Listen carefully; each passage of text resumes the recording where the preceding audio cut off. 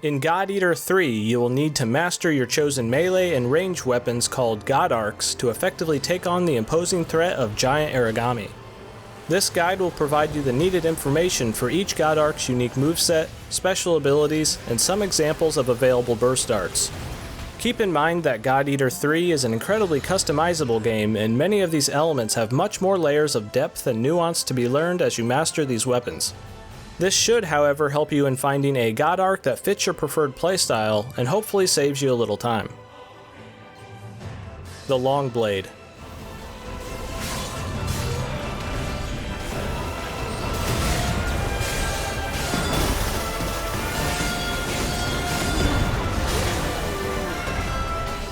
The Long Blade is a wide-sweeping, medium-speed weapon that has a ton of forward momentum with its heaviest strikes.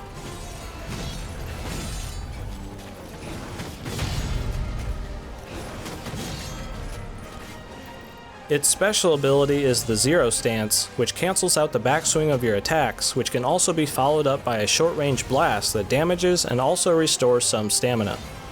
The Long Blade's advancing strikes make it a great hard-hitting weapon that is easy to rush down your opponent with. The Long Blade is fairly easy to pick up and play, but does have a decently high skill ceiling when mastering the Zero Stance. The Charge Spear.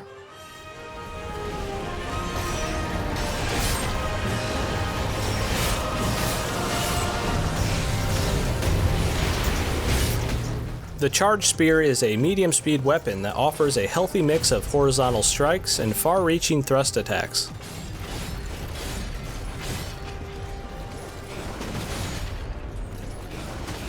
The spear has a unique charging glide ability that can be powered up while moving, covers a decent amount of ground when unleashed, while also dealing damage and providing a short boost to attack power to the following combo.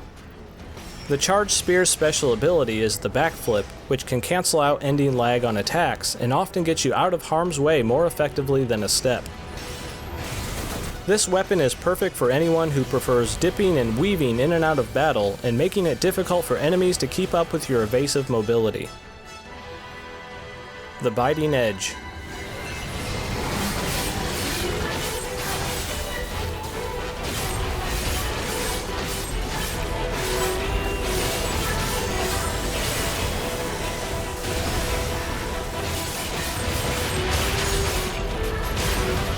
The Biting Edge is a dual-bladed fast-attacking weapon that has the unique ability to change its form.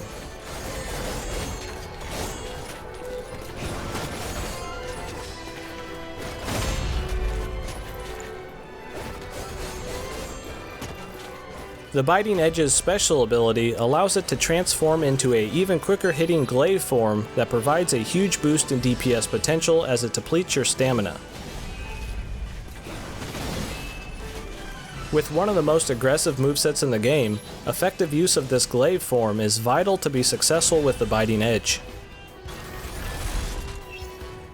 This weapon is ideal for dealing huge amounts of damage quite quickly, and although somewhat lacking in utility, it makes up for it in raw DPS. The Variant Scythe.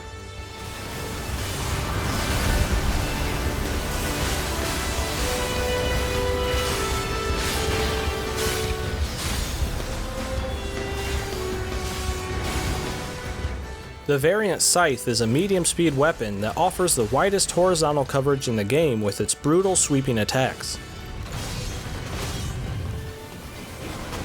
All light and heavy attacks for every God Arc in God Eater 3 can be mixed and matched so you can bounce back and forth between the two, allowing for custom combos, and the Scythe greatly benefits from doing so.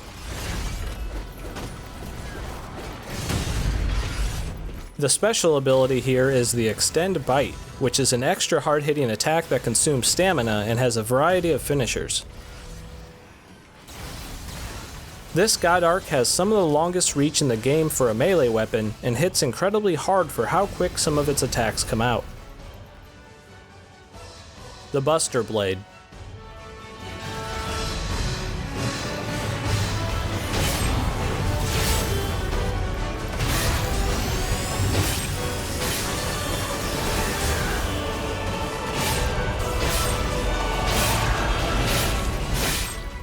The The Buster Blade is a slow powerhouse of a weapon that has a healthy mix of sweeps and vertical slams.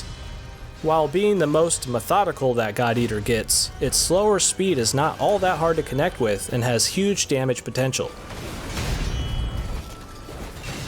The move Charge Crush can be held, allowing it to build up to one epically giant hit. The Buster Blade's special ability is the Parrying Upper, which temporarily shields you from the front while initiating a upward swing. A decently high skill ceiling awaits if you can master your enemy's moveset and anticipate their oncoming attacks in order to dish out your own. The Heavy Moon.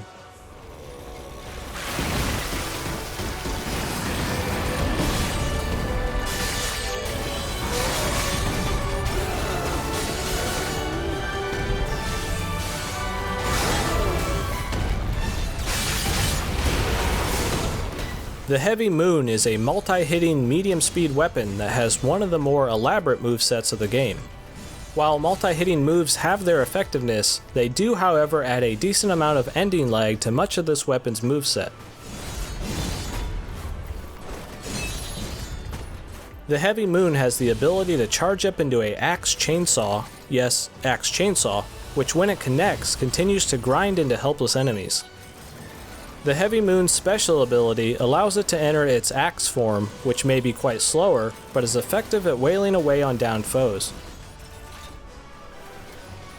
If you like your weapons extra flashy and to hit multiple times per attack, look no further than this deadly God Arc.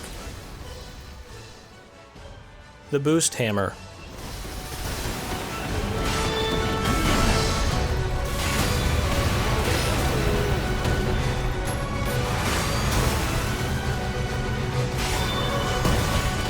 The Boost Hammer is a slow-swinging weapon with not the longest reach, but what it lacks in range it makes up for in sheer power. The majority of its moveset will require you to be right in the face of an origami, but its dash attacks are quite effective at closing the distance if needed.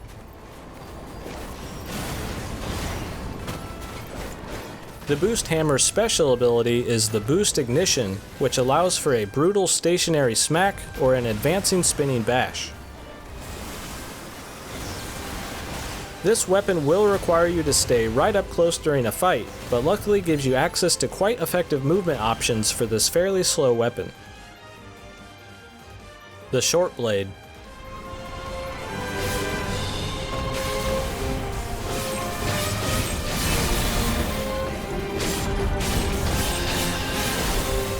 The Short Blade is a fast-hitting slash and thrust weapon that is fairly easy to initially grasp.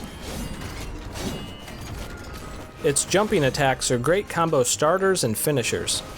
The special ability of the Short Blade is the Rising Edge, which not only functions as a rising slash attack, but is also a vertical dodge, allowing you to effectively avoid damage while continuing the onslaught.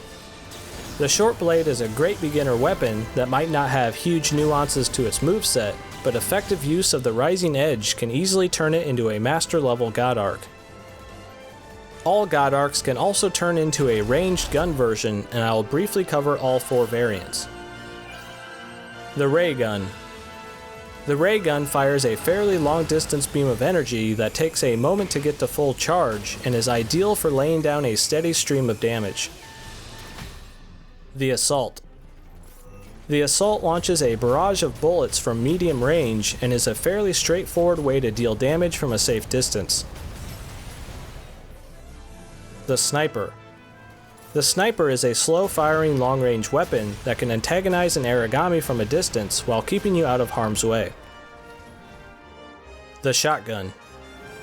The Shotgun fires a spread of bullets in a short-range cone that can be quite effective in melee range even without aiming.